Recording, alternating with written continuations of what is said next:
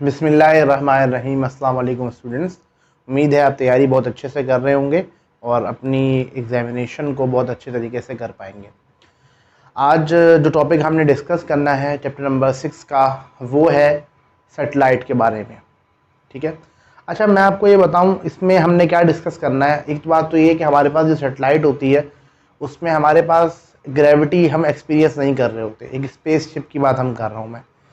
एक space ship में हम जो है वो ग्रेविटी एक्सपीरियंस नहीं कर रहे होते। एक्सेलरेशन ड्यू टू ग्रेविटी मौजूद नहीं होती, और एक्सेलरेशन ड्यू टू ग्रेविटी जब मौजूद नहीं होती तो हम मुख्तलिफ़ तरह की परेशानियों से नबर आज़मा होते हैं।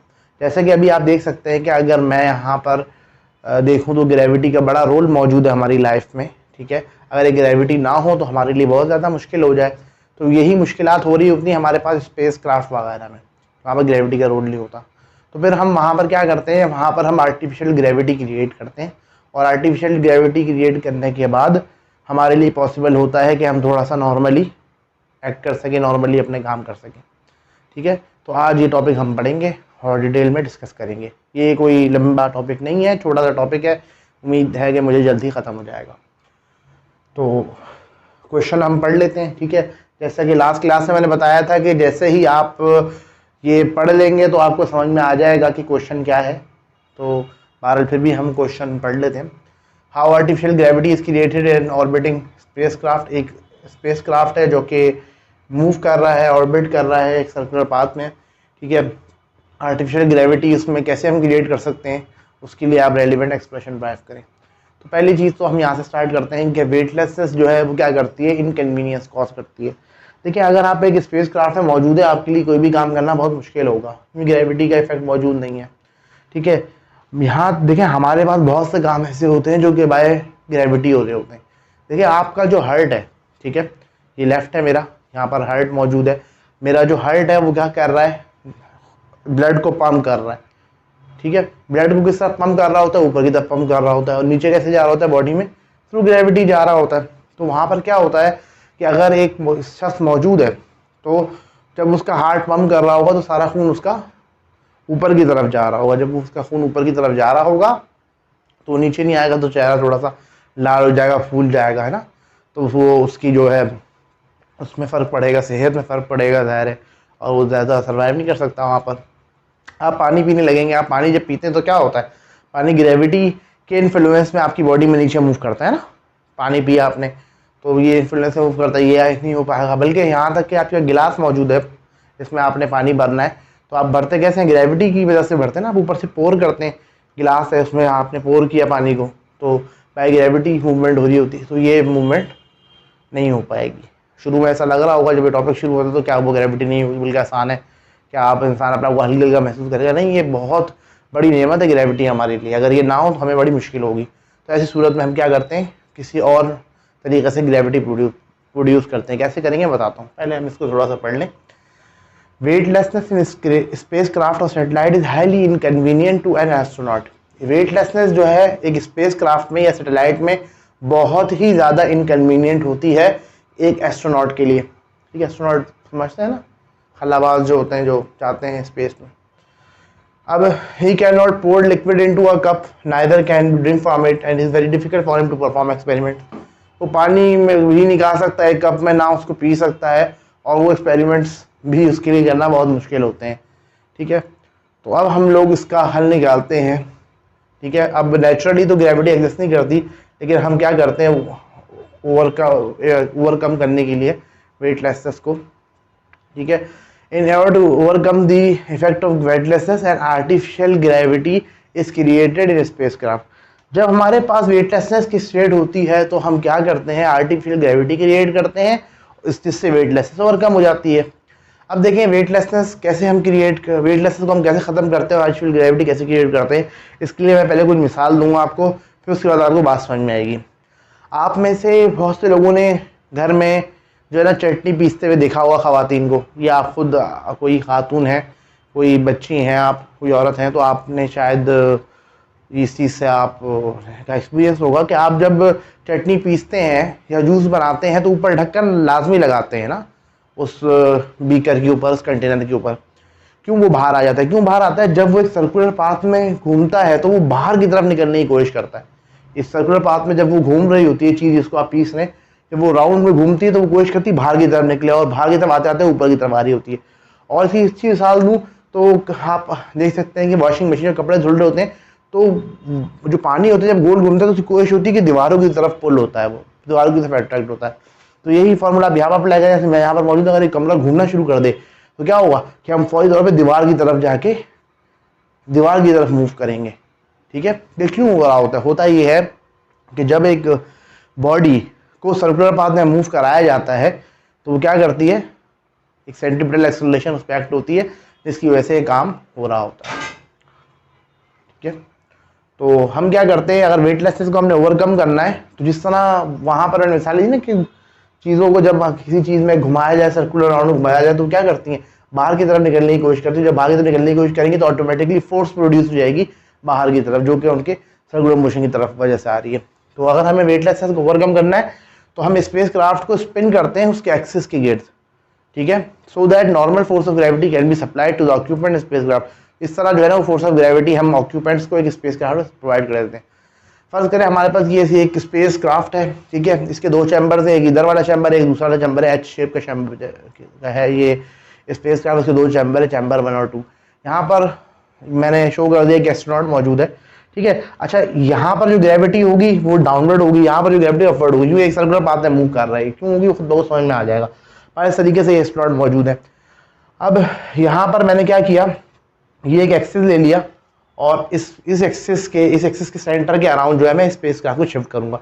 जब इसको हम घुमाएंगे तो इसके लिए बाहर की जगह यही है ना, जब ये मूव करेगा तो यहाँ मौजूद है तो यूँ ऊपर की तरफ मूव करेगा, ये वाला जो है नीचे की तरफ मूव करेगा। जब हम इसको सर्कल में घुमाएंगे तो ऑटोमेटिकली यहाँ पर क्या प्रोवाइड हो जाएगी, हमें फोर्स ऑफ ग्रेविटी प्रोवाइड हो जाएगी। ठीक है, जब ये घूमेगा, और थोड़ा सा वाज़ेह करूँ मैं, जब ये रोटेट करेगा तो जब रोटेट करेगा तो यहाँ पर हमें फ़ायदा इसका ये होगा कि ऑटोमेटिकली हमारे पास ग्रेविटी जो है वो प्रोड्यूस होना शुरू हो जाएगी। देखिए मिसाल ये लें, एक सर्किल है, एक एक्सिस के गिर्द हम घूम रहे हैं। जब यहाँ पर हम होंगे तो हम ऊपर की तरफ अट्रैक्ट होंगे ना, यहाँ पर होंगे यहाँ पर अट्रैक्ट होंगे, यहाँ पर होंगे तो यहाँ पर मूव करना चाहेंगे, और यहाँ होंगे तो यहाँ मूव करना चाहेंगे।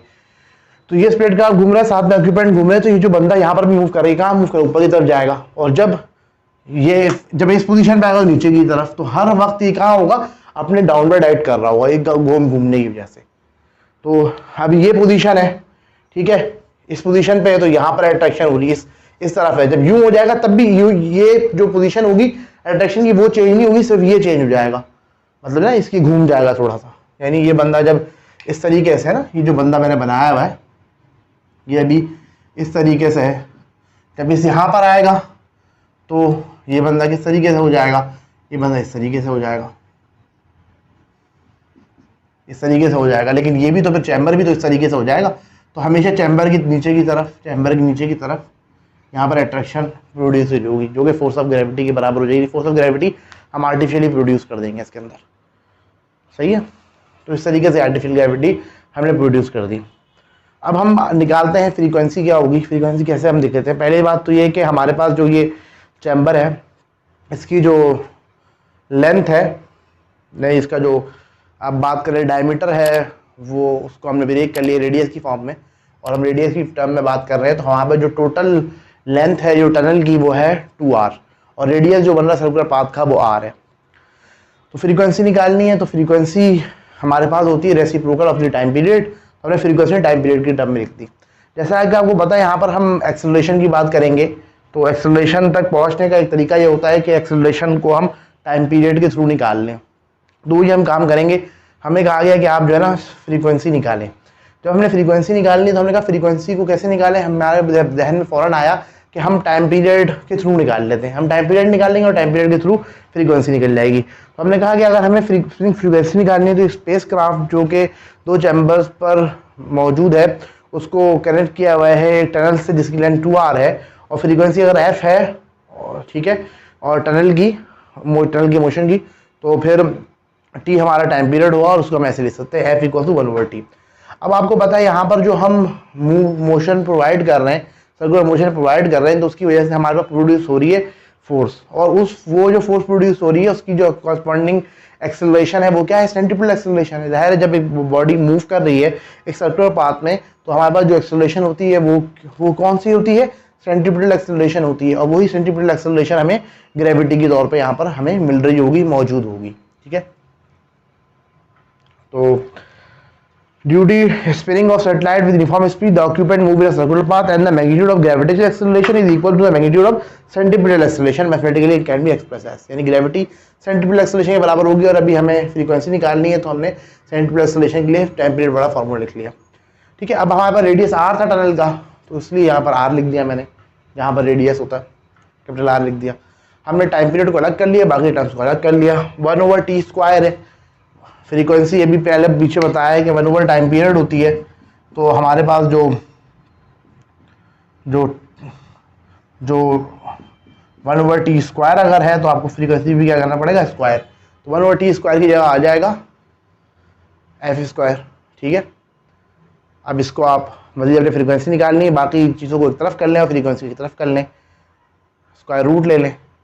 ठीक है, तो ये हमारे पास फ्रीक्वेंसी आ गई। ठीक है, यहाँ पर 4 है, 4 बाहर आएगा, रूट से 2 आ जाएगा, π² रूट से बाहर आएगा, पाई हो जाएगा। तो आप फ्रीक्वेंसी आ गई 1/2π√g/r। तो फ्रीक्वेंसी हमें ये बता रही होती है कि हमारे पास जो मोशन है उसकी रिपीटिशन कितनी है।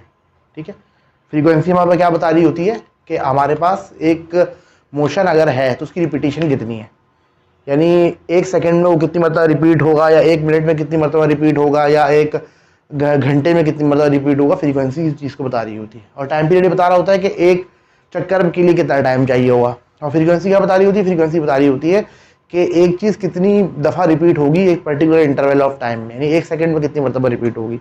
ठीक है, तो इस तरीके से हम फ्रीक्वेंसी निकाल लेंगे।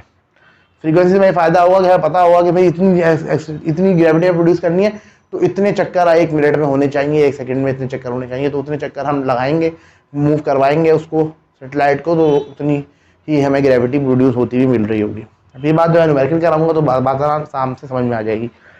This shows the spin frequency of satellite where g is the artificial gravitational acceleration and r is the radius of circular orbit. This is the half the length of tunnel.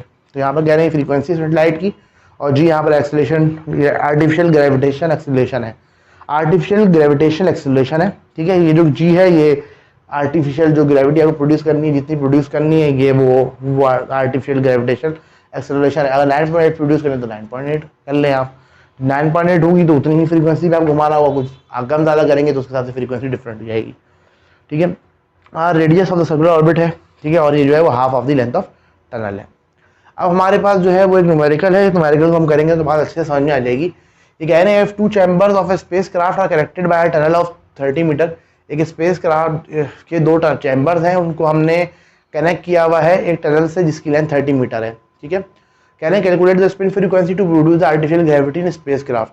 हमें कह रहे हैं कि spin frequency आप निकालें कि हम artificial gravity produce कर सकें स्पेस क्राफ्ट में। तो हमने यहाँ पर स्पिन फ्रीक्वेंसी निकालनी है, और स्पिन फ्रीक्वेंसी निकालनी है किस पे, किसकी निकालनी है, आर्टिफिशियल ग्रेविटी जो प्रोड्यूस कर रहे हैं उसके लिए जो फ्रीक्वेंसी चाहिए जो हमें निकालनी है। तो यानी हम यहाँ पर कुछ बताया हुआ नहीं है हमें, तो हम 9.8 जो जर्नल वैल्यू है वो प्रोड्यूस करेंगे।